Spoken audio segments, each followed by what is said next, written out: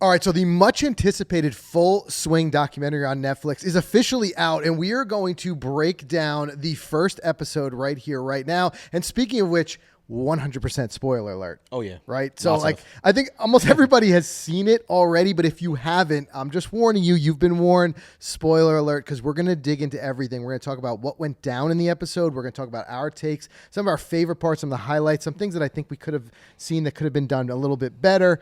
But we're going to really dig into this one. Mm-hmm. So, just know that you've been warned. Spoiler alert. Also, make sure you subscribe because we're going to dig into each episode. But let's dive into episode 1 first, Mike. Frenemies. It's a good one to jump out of the gate. It really was. I think it was a strong way. And one thing I will say is, speaking on like a high level, and I've already seen a couple of the episodes, and what I will say is that I thought Netflix did a tremendous job with this. Oh, yeah. I think that at some point, there was so much hype. It was like, could they possibly live up to it? Mm-hmm. But I think that they did a couple things really smart. One is they chose some of the best storylines that people wanted to see a little bit more of. And with each episode, which we'll dig into more episodes, in the future, but each episode they seem to follow a different general storyline, with also encapsulating that in the big storyline of the PGA Tour and Live. And that was something that Netflix couldn't script. Yeah. They had signed on for this a while in advance. They had no idea all the Live stuff was going to be coming down the pipe. So huge bit of fortune for Netflix there. But in this first episode, what we did is we got into the story of Justin Thomas and Jordan Spieth. And it was what I really thought that Netflix did well. And I was even finding from non-golfers, like, for example, my wife was sitting and watching it with me, and she doesn't really, watch the PGA Tour with me or anything like that. I thought that they did a great job of two things. One, character development, so that whether you're like us and you're fans and you want to see more. Yeah, you knew exactly who everyone was. Right. But like, if you didn't know them, you got that character development. Yep. It brought them to life. And even something as simple as Netflix taking moments and pauses to explain certain things. Like, they explained what a par was. They explained, what a cut line was. I think in that way, it's going to help bring more people into the game, because they're going to see this. Even if you're a non-golfer, you don't have to be intimidated by the show. Sure. I thought they did that smart. And the other thing that we'll talk about here in a second is incredible the access that they were given by the PGA Tour and the majors. Yeah, how about that, right? Talk about embedded. Yeah. I mean, where they were, there's a certain degree of like predictability of knowing like, hey, JT's a good guy to follow. But there's certain things like, you don't know he's going to win a major that season, right? I mean, there's a certain degree of luck that happened, and you're embedded with him. For all they know, JT could have went, I mean, it's been part of the storyline anyway, but JT could have missed the cut in that PGA championship, and the story kind of would have been over for Netflix there. I wonder if they would even have scripted it around that. But since they got that gold, they ran with that. I'm sure they had side stories brewing. I got to believe that. And some of them didn't pan out. I got to believe that. Maybe there was a Ricky story in there that didn't, you know what I mean? And the editing room had to kind of pick which choose. But going back to that, so it opens up and we see getting the individual takes from both JT and Spieth of their own individual journeys, but how closely related those were. So here's two guys who are playing together from a junior level. Oftentimes as fans, we don't see that, obviously. Right. We see them when they hit the PGA Tour, and like, here's this guy who seems to explode on the scene, but we don't realize like they've been a top contender in the amateur and moving up the ranks in juniors for so long. What was so cool to see, and we've seen this more and more, is how close of friends these guys really are. But at the end of the day, those friendships are just put aside when they tee it up, and they just want to beat each other. And we saw JT explain that. I'd be like, I would be perfectly happy with beating Spieth every single time we play again. It's got to feel great to beat up on your friends. It's got to. So the storyline as it develops, you see that JT is at a moment, and so is Jordan really at a moment where they had some initial success early on, and it had been a little bit of a drought between their majors. Right. And it's amazing to me to see a guy like, we would instantly trade, obviously, golf careers with any one of these guys, right? And the things that they accomplished, but then just getting that insight into the competitiveness where they're starting to feel a little down on themselves that it had been so long since they won. I thought that was a cool takeaway for me to get that insight on, especially on JT. Yeah, I mean, I love both guys. They're two like huge fans, fan-friendly golfers. I love that they started the series with those two. Because they are probably two of the most liked guys on the PGA Tour. right? They've got good storylines. I mean, next episode you'll see they went a different route and they put Scheffler against Brooks. You have two complete opposites. Yeah. A very well-loved guy and a guy that not so many people like. So if you haven't got to that one's pretty explosive. But I love that they kicked it off with this, and it was a good story that people kind of knew on the fringe that they were friends, like the notorious photo of them eating the sandwich, Spieth and JT. But like I never knew how close they really were. That was good insight. I love behind the scenes stuff. I'm such a huge fan of that. So them in the private jet talking to his fiance at the time. We're just going to go play Southern Hills and then fly home. Like I like to see that stuff. It's great. So like it caught me out of the gate. Like this is going to be good. And it's one thing that I hope they sign up for multiple seasons, because I'm a guy who grew up watching like those NFL films, right? And they'd come out and you'd see all this stuff. You had watched the game, you'd watch the Super Bowl, but then 6 months later you'd see all the extra storylines and the mic'd up guys on the field. And you'll see now throughout the series how these guys are mic'd up. Even what's that funky thing on their hat? Exactly. That's their microphone. But going back to it too, it's something that we see in golf that we don't see in any other sport. And it's that, like, now when we're thinking football, baseball, whatever, you've got teams that travel together. They're flying around together. You don't have another sport where direct competitors are so closely put together. Yeah. Here's guys who are traveling around to practice rounds on the same plane. Here's even guys who Stay in the same house. Stay in the same house, share the same locker room. Yeah. I thought that some of the locker room scenes were so great. And like I said, we'll break down each episode, but later on there's an episode where you have Ian Poulter. The Poulter episode I watched last night, it's awesome. It's incredible. Yeah. And just as they pan over, it's match play, and you have one guy who played a match against another, and they have lockers within 6 feet of each other. And it's just like you would never get that in another sport. You don't have football teams sharing the same locker room. So I thought that was cool, but it was cool to see how they can be such competitors during the events, but then be friends off it.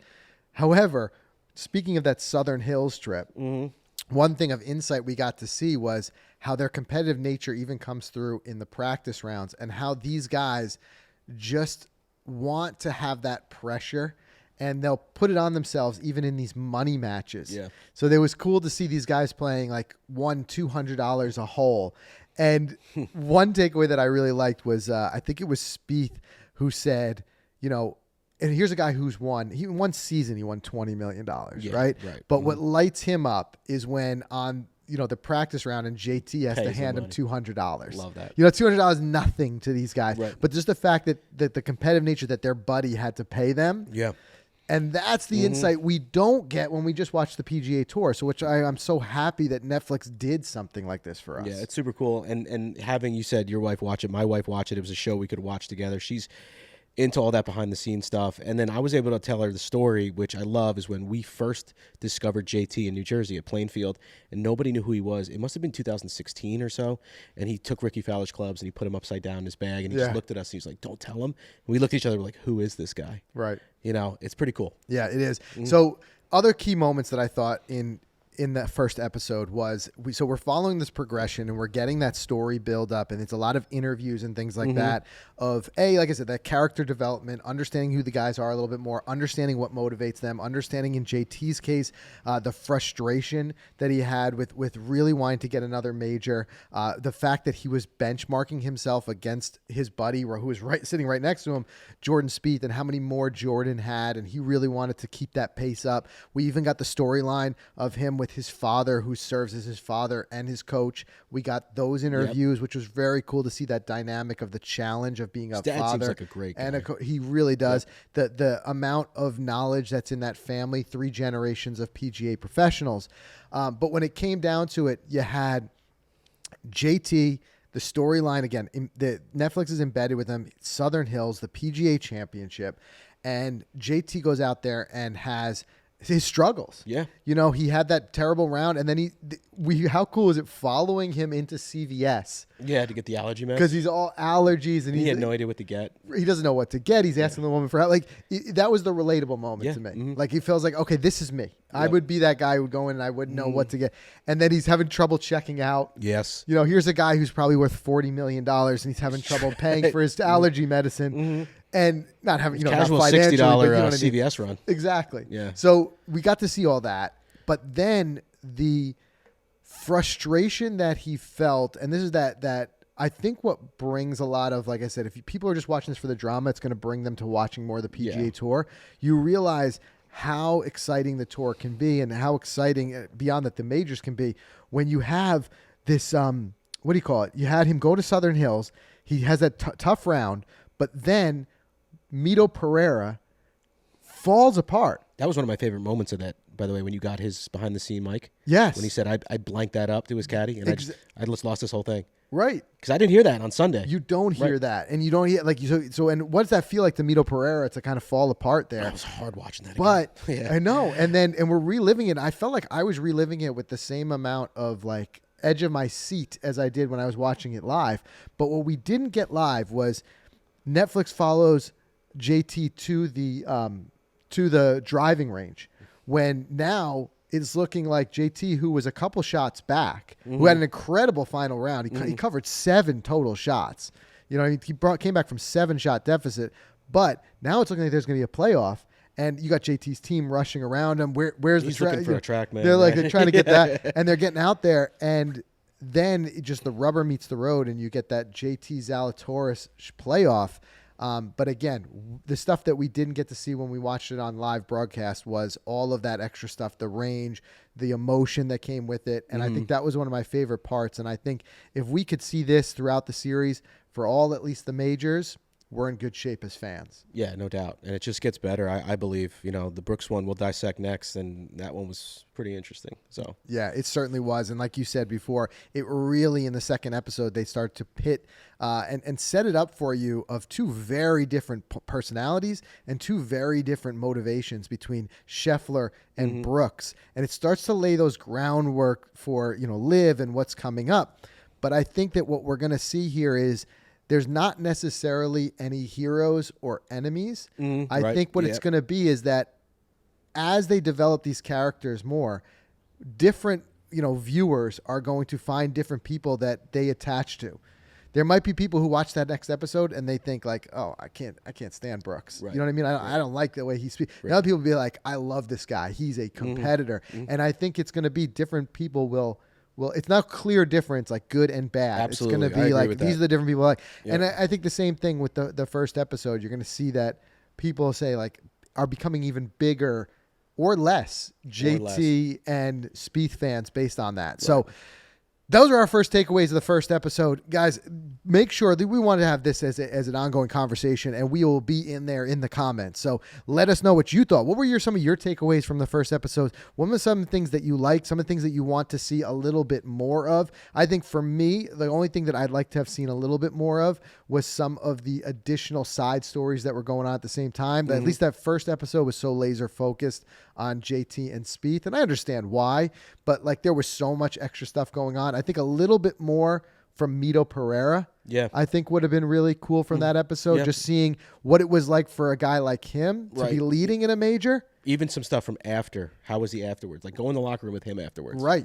Yep. Because like as you said, we saw that little bit of a collapse in that feeling, but Mito Pereira, that was in a position he had not been in before, leading in a major and having that fall apart. Would have loved to dive into that a little bit deeper, but you guys let us know what you'd like to see more of and what you really enjoyed. Make sure you subscribe. We are going to be breaking down episode 2, and we're going to get into each episode each week. So make sure you subscribe. We'll see you in the next video.